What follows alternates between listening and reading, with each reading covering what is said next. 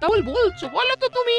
একটু জল খাবো, জল দাও না গিন্নি। সেটা ভালো করে বললেই হয়। দাঁড়াও দিচ্ছি।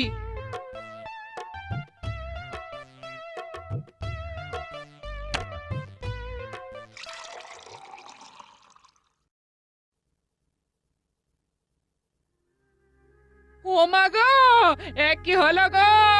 ও গো, কে কোথায় আছো গো? মানুষটা তো এক্ষুনি বসেছিল, আর তারপরে না না না, আমি বরং বৈদ্যকে ডেকে আনি গিয়ে।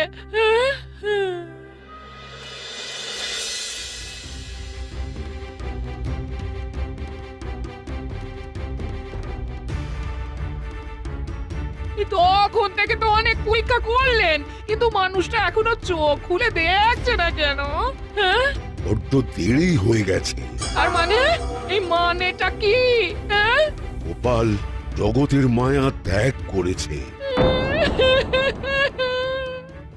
আমার সে কি কথা গো?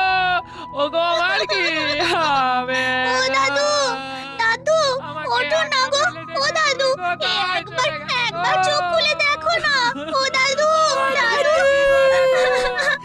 দাদু গো। এই যে তোমরা যাও, একটা কাজ করো, মহারাজকে গিয়ে এই খবরটা দিয়ে এসো এক্ষুনি। বাকি ব্যবস্থা আমি করছি না হয় ততক্ষণ। আজ সকাল থেকে মনটা যেন কেমন আনচান আনচান করছে। কেন মহারাজ, আপনি কি কোনো ব্যাপারে চিন্তিত? চিন্তা না, মানে হ্যাঁ হ্যাঁ, মানে চিন্তা তো একটা। আর চিন্তা করে কি হবে মহারাজ? যা হওয়ার তা তো হয়ে গেছে। গোপাল দাদু আর নেই মহারাজ। দাদু আমাদের ছেড়ে চলে গেছে। একবার শেষ দেখা দেখে আসবেন। হ্যাঁ, কি শুনলাম আমি? গোপাল আর নেই? এমনটা তো একটুও ভাবতে পারিনি।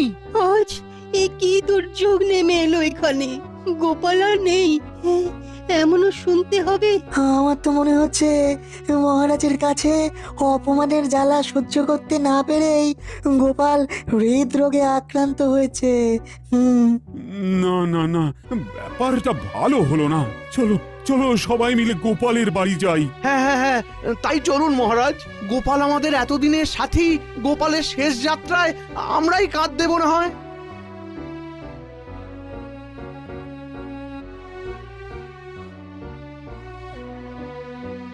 ব্যবস্থা যখন সব হয়েই গেছে, তখন আর দেরি করাটা ঠিক হবে না। হ্যাঁ হ্যাঁ, এসো সবাই, কাঁধে কাঁধ মেলাই।